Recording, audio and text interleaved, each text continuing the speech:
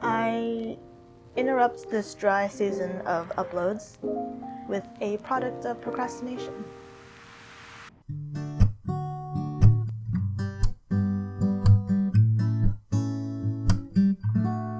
You know, if you watched my 2019 New Year's resolution video, you'd know that I had actually started planning to study for this test in January. Why am I like this? What is the PE exam? The PE exam stands for Principles and Practice of Engineering exam. Part of the process in becoming a PE, which is short for professional engineer, Principles and Practice engineer doesn't roll off the tongue as easy. Okay, first off, I'm going to clear a misconception about the PE certification. Do you have to obtain the PE certification if you want to be a working engineer? And the answer is no. So then, like, why get it? Well, for one thing, it is another attractive thing to have on your resume. It's attractive to employers, it's attractive to potential clients. I would say it gives you the ability to climb ladders if you want to one day be upper management, or if you want to open up your own firm, then obviously you need to be professionally licensed. Kind of like a lawyer, like you can't practice the law without passing the bar. And it's not the perfect analogy, but you kind of get the point. Like you can't open up your own firm without this.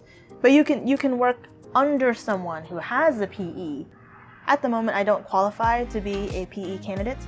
I still need 1 year's worth of full-time experience in order to qualify, and I won't hit that until June of this year, so like 3 more months. However, California is one of the states that lets you take the PE exam ahead of time before you rack up your work experience qualification. I mean, you still need your work experience qualification to apply, but you don't need it before taking the test, which is great because it helps with timing. The test is only offered 2 times a year. The NCEES has a handy-dandy flowchart, which I will link down below, which you can follow to see if you qualify for being a PE candidate. Essentially, it boils down to these 3 things. Did you pass the FE exam? Do you have an engineering degree? Or do you have a postgraduate engineering degree? Engineering degree? Based off these variables, you would need a varying amount of work experience in order to qualify. So I just started working. Like, what's the rush? Like, why am I, getting started on this so early? Honestly, there's no rush. No one's pressuring me. My company isn't pressuring me. In fact, my company, we recently had like an open discussion about this. I've gotten contradicting opinions on it. On one hand, I have one senior engineer who questioned why I didn't mention the PE in my 3-year outlook during my interview. And then on the other hand, I have a senior engineer who is, I think, trying to relieve us meaning the younger engineers, relieve us of the pressure of trying to be as marketable as possible ASAP. Experience is always more important than the PE, which is true. Obviously, a client's gonna want someone, or should want someone who's done something before rather than someone who maybe hasn't but does have the certification, which only really implies that they can perform. If you ask me, like, my takeaway is, why not? Why not go for it as soon as possible? And it can only lead to good things. There's like no con, really. Well, okay, I guess the con is there's a misconception that having the PE means you know everything, which no, get your PE certification and then all of a sudden you're being held credible for knowing everything that you could possibly was tested on. Like, no, no one expects that. Even if you do have the PE and you're a new engineer like me, my company isn't just gonna suddenly hand me a bunch of responsibilities I'm not ready for just because I have the PE. Like, that doesn't happen. You will still gradually gain the responsibilities with experience. Having the PE ahead of time will ensure that you don't hit the credential ceiling. At a certain point, there's a threshold of responsibility you're allowed to have without having a professional engineering license. And more responsibility is reflected in your salary. I get why some people might want to wait, or think that they have to, but the longer you wait, the longer you've been out of school, and the longer you might forget how to solve things that you don't do on a daily basis at your work.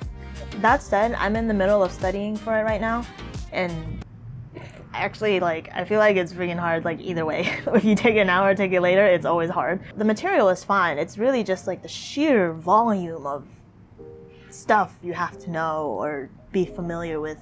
I'm testing for the civil engineering with water resource and environmental depth. So that's 4 hours of breath in the morning and then 4 hours of my discipline of choice in the afternoon for a total of 8 hours. But I'm not going to complain too much because the structural engineers have back-to-back days of testing, 2 days of testing. So you guys out there, good luck. Remember that you chose this life. Objectively speaking, I honestly don't think I have a great chance. And okay, I know everyone says that going into a test, either trying to protect your ego going in, being like, oh well, I thought I wasn't gonna do well anyways, so I didn't pass. But just like I said, objectively speaking, I'm struggling with the morning breath. There's a lot of you either know it or you don't know it type of questions that you would have to have come across during your ideal 4 years of engineering undergrad, which I totally had. I'm missing all of the structural, the soil, the stress and materials. As I study, I'm trying to teach myself the concepts. My physics background helps a ton, it does. But there's, like I said, there's just a lot of you either know it or you don't know it. So as someone who doesn't have a engineering undergrad background, how am I preparing for this test? As many practice problems as possible. It's unreasonable and impossible, to be honest, to learn 4 years of academia in the amount of time that I gave myself to study, which was unfortunately 2 weeks. My fault, totally, completely my fault. I have no one to blame except my lack of self-motivation. There was a point where I was concerned about my lack of urgency. Shouldn't I be more worried about this? Shouldn't I be a little bit more panicky? And it wasn't happening, and I don't know why. Logically, I know that I should be panicking, or I should be I'm making this video instead of studying a little bit more. Maybe in the deep recesses of my mind, I know that it doesn't matter how much I study or how much I think I need to study, because you're never gonna be ready.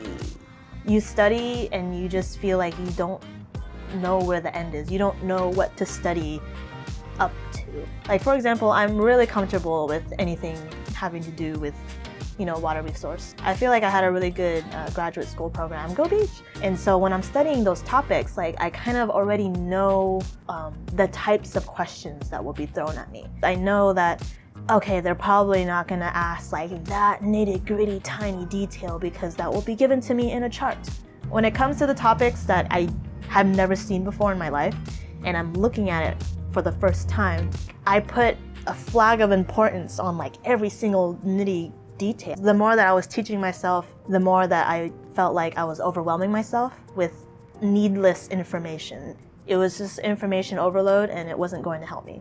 That's why I took the approach of just do as many practice problems as possible and go in with as much variety of examples that I have. In these remaining 4 days, I have a couple more practice problems that I can get done.